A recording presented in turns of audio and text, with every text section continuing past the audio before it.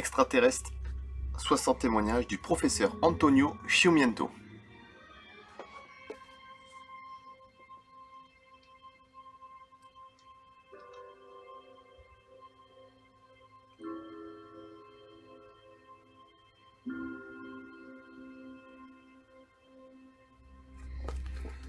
Alors, un cas très intéressant avec l'illustration, le cas d'Alberto Spadotto.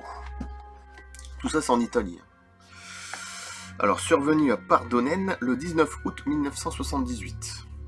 Il semble que deux personnes qui ne sont jamais connues aient été témoins d'un même événement.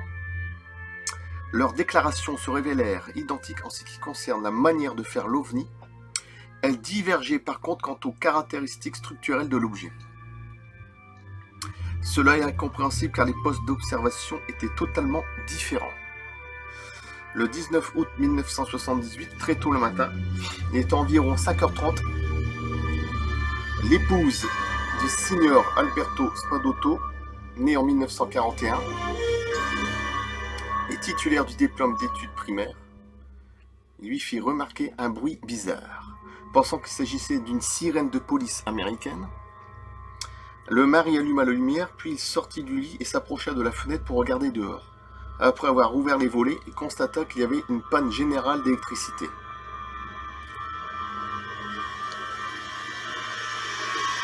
Et remarqua une lumière jaune pâle qui arrivait de la direction de Villanova, dit Pardonena, et se dirigeait exactement sur son habitation, dans la périphérie du chef-lieu au numéro 10 de la rue Sanguileano.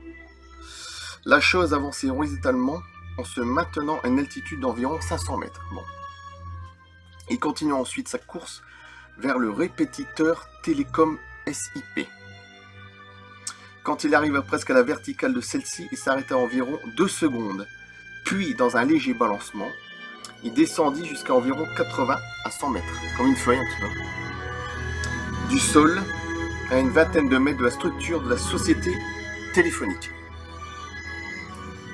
Dans l'intervalle, le signor Spadotto avait appelé sa femme pour qu'elle vienne voir ce qui se passait, mais elle avait refusé. La journée étant claire et lui-même se trouvant au second étage, le témoin eut tout le loisir de suivre les évolutions de l'OVNI sans être gêné par les rayons du soleil, car celui-ci ne s'était pas encore levé et sans qu'il y ait aucun obstacle devant lui.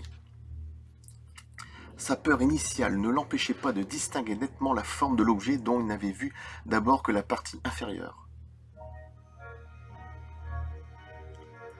Il paraissait être d'une certaine taille. En tendant le bras, on pouvait constater qu'il découpait sur le ciel une forme grande comme environ 5 fois le pouce. L'aéronef de la couleur grise de l'argent bruni semblait constitué de 2 troncs de cône unis dans leur partie la plus large.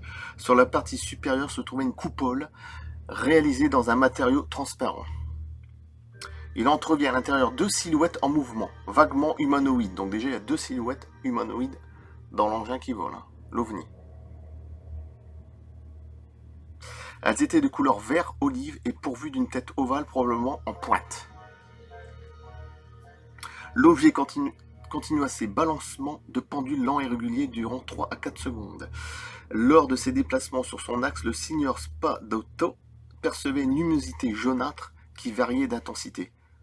Elle partait et revenait, des lumières d'un bleu électrique sortaient de 2 ouvertures arrondies, ce qui lui rappela une cellule photoélectrique. Elle ne parvenait pas jusqu'au sol, mais atteignit le répétiteur de la SIP qui, de rouge et blanc, devenait alors bleu ciel et orange. Ces lumières étaient formées de rayons segmentés qui arrivaient 2 par 2 jusqu'à la structure métallique et semblaient ensuite s'en retirer avant d'en sortir de nouveau. Les segments qui les composaient étaient semblables à des tronçons bleus électriques, longs d'une trentaine de centimètres. On aurait dit que le balancement influait aussi sur le bruit, par celle-ci variait d'intensité. Soudain, l'OVNI arrêta de se balancer et la forte lumière jaune s'éteignit. On vit ensuite jaillir de la base de l'engin une flambée, jaune puis blanche. Quand l'aéronef tout à coup commença à s'élever, tout s'éteignit. Il n'y a eu plus aucun bruit. Les lumières des habitations et l'éclairage public étaient encore éteints. Le témoin vit alors s'arrêter quelques voitures qui se dirigeaient vers Udine et leurs occupants levaient les yeux vers le ciel. Comme si leur moteur n'était plus en état de fonctionner, les véhicules ne repartirent que lorsque l'objet volant eut disparu. C'est sûr que vous allez voir l'OVNI, l'illustration, le croquis, vous allez voir, c'est juste devant la centrale électrique, je veux dire la centrale téléphonique. Ah, c'était ça, ouais. Par la suite, on vit une luminosité bleue électrique éclairer la zone supérieure là où se trouvait la coupole. Donc c'est quand même assez précis leur truc, hein. C'est ça qui me... L'appareil partit à grande vitesse en suivant une trajectoire verticale, puis arrivé à environ 2 secondes à une altitude d'environ 1000 mètres, il s'inclina à 90 degrés et se dirigea vers les localités de Corva et d'Azzano Decimo, province de Pordenone. C'est à cet instant qu'entrèrent en fonction pour quelques secondes les lumières des ouvertures arrondies. Par la suite, la base de l'engin émit de nouveau la lumière jaunâtre. En s'éloignant, l'ensemble prit la couleur blanche caractéristique des étoiles. Le signor Spadotto, qui ne s'était jamais arrêté d'observer, vit l'OVNI parvenir à une altitude de 3000 à 4000 mètres et disparaître rapidement en répétissant. Au même endroit, le courant électrique fut rétabli. C'est comme souvent le cas, hein. De toute façon, l'observation avait duré en tout quelques 3 minutes, ce qui est déjà quand même pas mal. Le témoin, qui ne souffrait d'aucun trouble de la vue, exposa l'événement aux habitués d'un bar de Borgo Meduna, localité de Pordenone, qu'il fréquentait assidément. Après avoir écouté son récit, quelques-unes des personnes présentes informèrent qu'ils avaient entendu au même moment un bruit bizarre et aperçu une lumière insolite. L'une d'entre elles, qui habitait un petit immeuble des alentours, signala que chez elle, une ampoule avait explosé au moment où on voulait l'allumer et que cela avait coïncidé exactement avec la présence de l'OVNI. Tu vois ? Jusque-là, le signor Spadotto se montrait plutôt sceptique quant à la réalité des extraterrestres, mais après cette expérience, il commence à admettre l'existence d'êtres venus d'ailleurs et à penser qu'eux aussi, tout comme les êtres humains, pouvaient trouver quelques intérêts à aller visiter des planètes différentes de celles qu'ils habitaient. Alors, je vais vous faire voir ce qu'il a vu, Alberto Spadotto.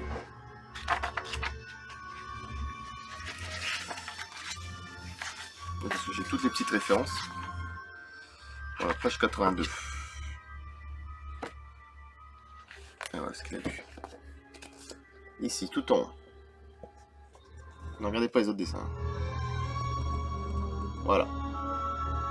Avec 2 humanoïdes à l'intérieur. Hein. C'est vrai qu'on voit comme 2 êtres. Hein.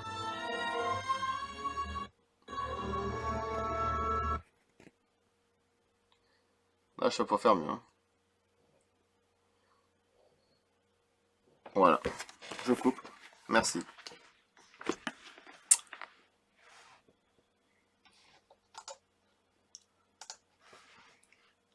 A plus.